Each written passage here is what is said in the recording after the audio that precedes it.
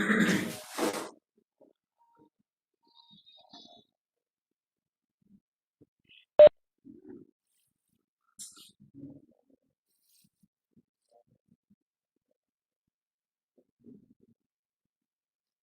hi, good evening, all. My name is Dr. Chalapathi. I'm working as gastroenterologist at Kim's Icon Hospital, Vizag. We are all facing a difficult time. Again, there is a second wave of COVID officially in this country, with a lot of cases around us, and we have to be very careful. So please make sure that you wear a mask, maintain a physical distance, and sanitize your hands regularly. Uh, and those who are eligible take vaccine as early as possible. So this pandemic has pushed us towards online platform virtually. So we started interacting with our patients and general public and people, and we are doing a series of live meetings and live interactive sessions and discussions. So from my side and Kim's Icon Hospital side.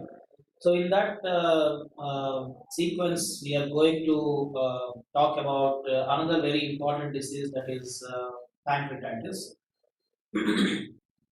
preferably like mainly acute pancreatitis. So acute pancreatitis, as the name suggests, it is acute and it involves pancreas. So acute means very sudden onset, and it starts just like that without any previous warning symptoms. And patient will have sudden pain in the upper abdomen, and sometimes it can go to the back. Patients usually vomit a lot, very severe pain. They'll be, turning in the bed. They'll be rolling in the bed with a lot of pain. That is one of the most severe, excruciating pain that anybody can experience in their lifetime. So that is pancreatitis. Along with that, patients can have vomiting. Some people can have fever, and depending on other complications that I'm going to touch upon, patients present in various fashions. So basically, before going into acute pancreatitis, what is pancreas? So we commonly, hear from patients that they never heard about pancreas. So pancreas is something very important organ, like liver, kidney, stomach. There are a lot of organs in the abdomen, so out of which pancreas is also very very important. So pancreas has two functions. One is digestive function. So whatever we eat, food, it is very helpful in digestion. So it is situated in the back of the abdomen, just close to our spine, spinal column, vertebral column, and that's why pain sometimes goes to the back. So it is situated at the uh, backmost portion, and it is important for digestive function. The second important function is to control blood sugar. So it releases insulin and other various hormones, and our body glucose is maintained in the normal fashion. So these are the two important functions for pancreas. So uh, it can be affected with many diseases, acute pancreatitis, chronic pancreatitis. There can be cancers, tumors, cysts like water bubbles in the pancreas. So today we are going to talk about acute pancreatitis. So why this acute pancreatitis happens? It is because of two, three important causes. Commonly, alcohol. People who consume a lot of liquor, alcohol in a graded fashion, if they take more and more alcohol, they are prone for pancreas problems. So just like liver related complaints, pancreas can also get affected because of alcohol. Second important cause is gallbladder stones. So if there is a stone in the gallbladder, it can actually be pushed down towards pancreas sometimes, and pancreas can be affected and severe pain can be started. So these are the two important causes for pancreatitis, alcohol or gallstone. But there is also a third category wherein we may not be knowing why this pancreas or pancreatitis happened. So these are unknown causes. Still, a lot of research is happening. It can be because of genetic factors. It can be because of high calcium in the body. It can be because of high cholesterol or triglyceride in the body. It can be some unknown drugs, herbal medicines, a lot of unnecessary medicines if they take. Patients can have pancreatitis. So Apart from that, many other causes are there, but primarily either unknown cause or alcohol or gallstones. So these are the three important causes. So, how does patient come to us? So, patients usually come to us directly into the casualty or emergency room with severe pain. So, this usually follows some lot of alcohol intake or patients who previously had some gallstones. They can land up in directly pancreatitis. So, very severe pain. Along with that, patients can have vomiting. They can have fever. So, this is usually the symptoms of pancreatitis. But depending on the severity of pancreatitis, it can be mild pancreatitis, moderate pancreatitis, or it can be sometimes very severe pancreatitis. So, depending if in severe pancreatitis, there can be fever, there can be a lot of abdominal swelling, abdominal distension. Patients usually don't pass stools, gas is stuck in the stomach, and they'll be vomiting, and there'll be a lot of discomfort.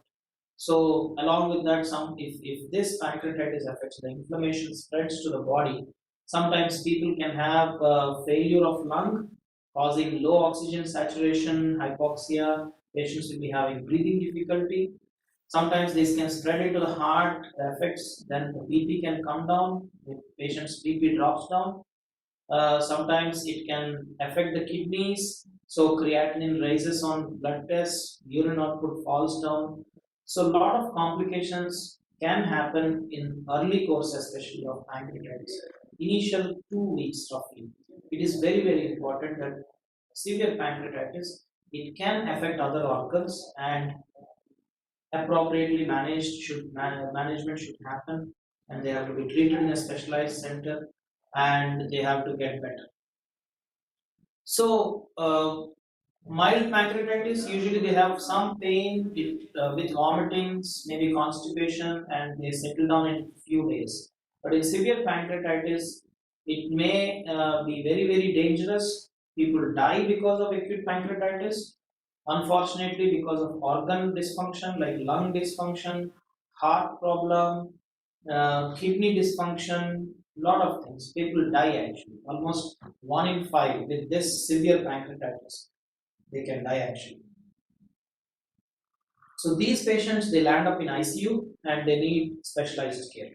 In between, there is moderate pancreatitis wherein there will not be other organ involvement, but just pancreas will be affected, and there will be a lot of fever, infection within the stomach, abdominal swelling will be there, constipation, gas is stuck in the abdomen, lot of pain, and like these things. So these patients also have prolonged course, and sometimes they land up in ICU also. So usually when this pancreatitis happens, we usually when we start seeing the patient, we see when this disease started. Very, very important. So whether it has started a week ago or today or 2 days back or 1 month back or 2 weeks back, like that. So when did this pain start? Like, because of it is a sudden pain and it is very severe pain. People usually remember the date of the pain. So it started from 1st of April or 1st of January or 1st of March, something like that. So patients come to us in various phases of illness. So they come in on first day, they come on day, third 3 days, they come after 1 week, 2 weeks, 4 weeks also, 6 weeks also. So some people, they have a longer course. That's what I mean to say.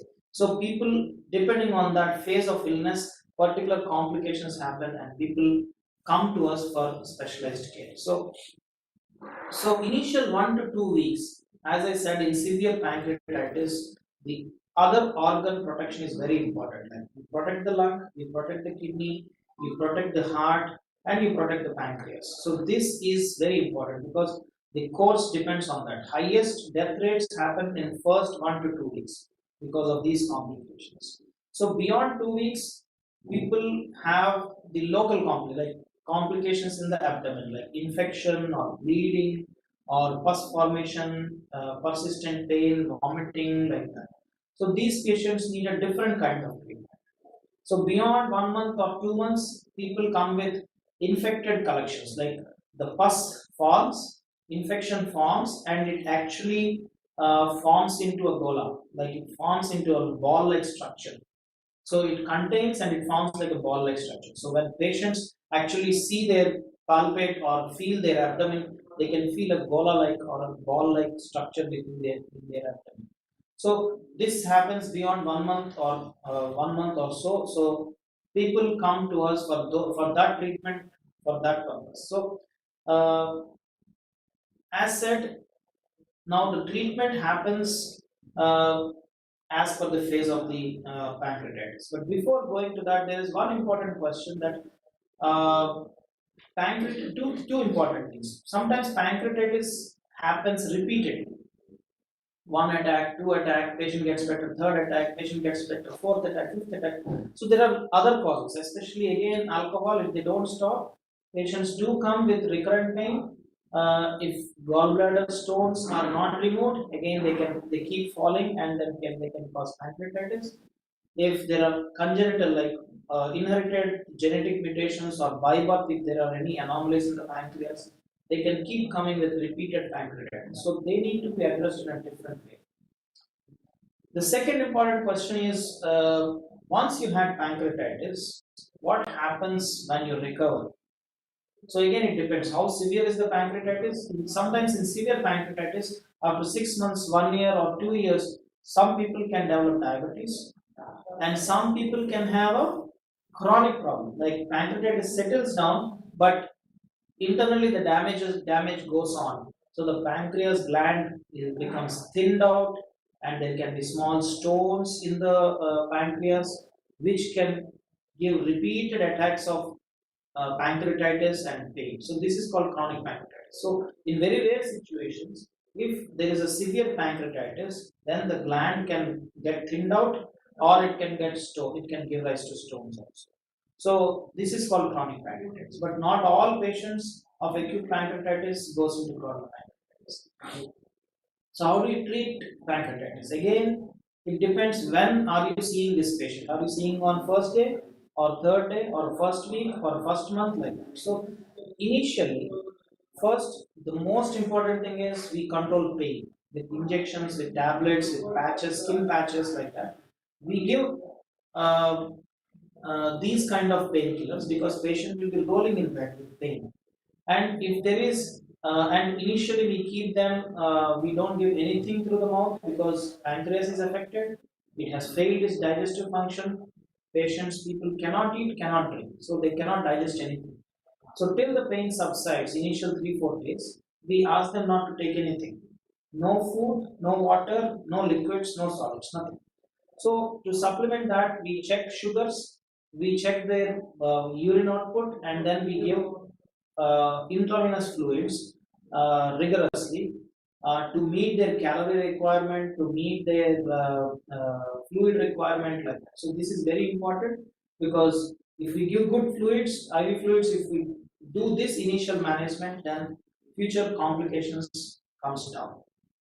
The other thing of for management of pancreatitis is protect the other organs. Like as I told, they can be affected because by kidney failure, lung failure, or heart failure, or low BP, whatever.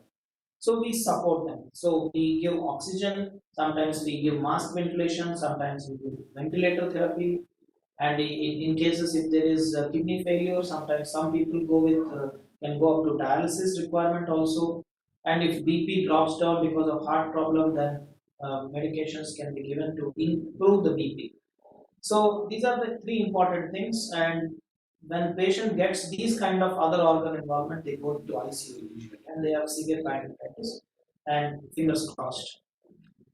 So then, when you see these patients after 10 days or 2 weeks, sometimes these patients develop infection because pancreatitis happened, inflammation happened in the pancreas, lot of fluid oozes out into the stomach, there will be stomach distension, and that fluid accumulates some kind of infection, or the infection can happen anywhere else in the body.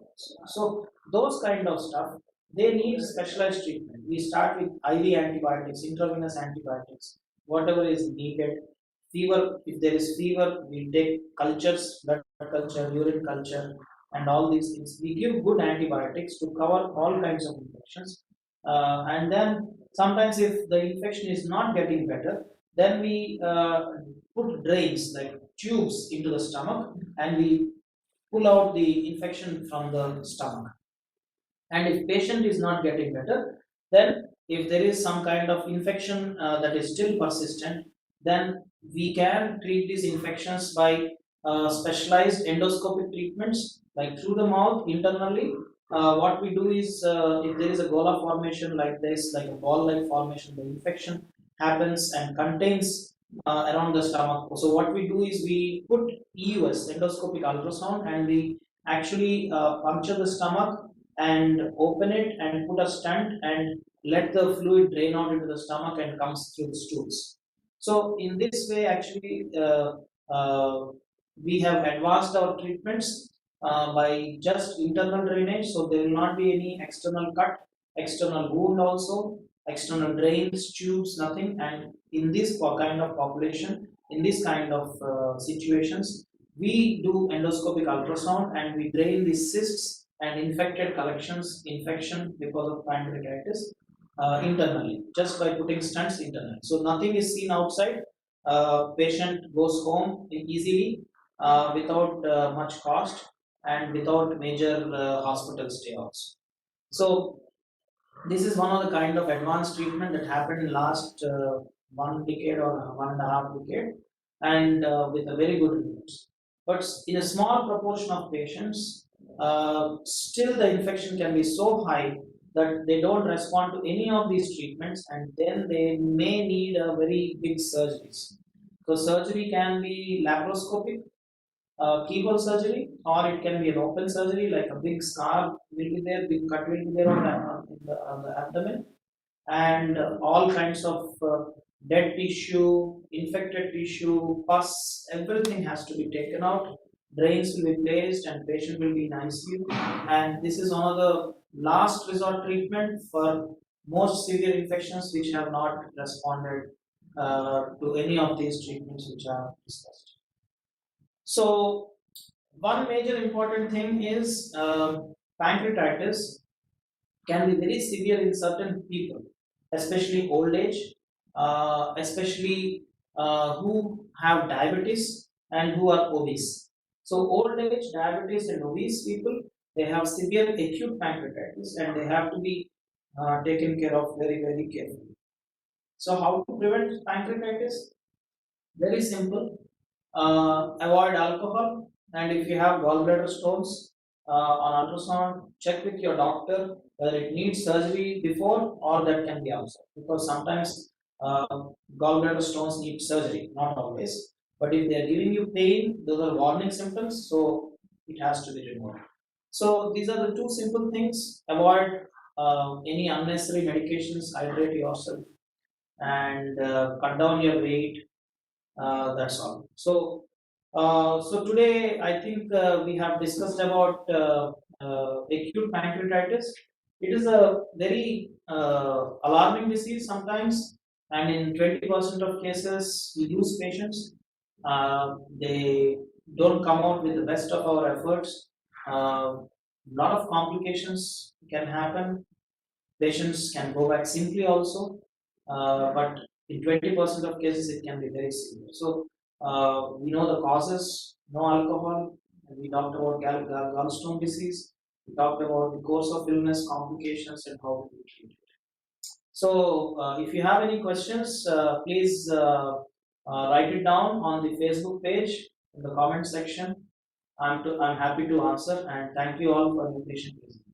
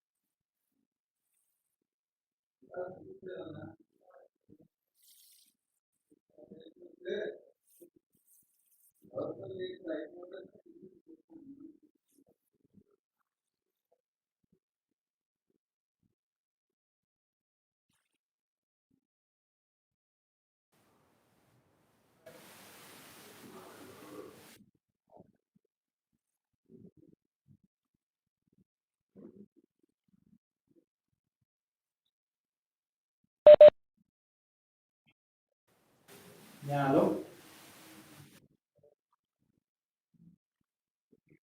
Yeah, completed. Yeah, any questions? Just check it out.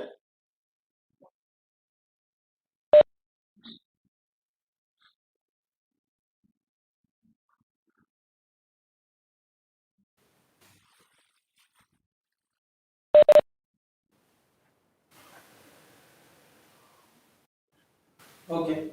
Anyway, post it on my Facebook page, and they can give me questions even on our own our own. Whenever there are questions, I will answer them directly.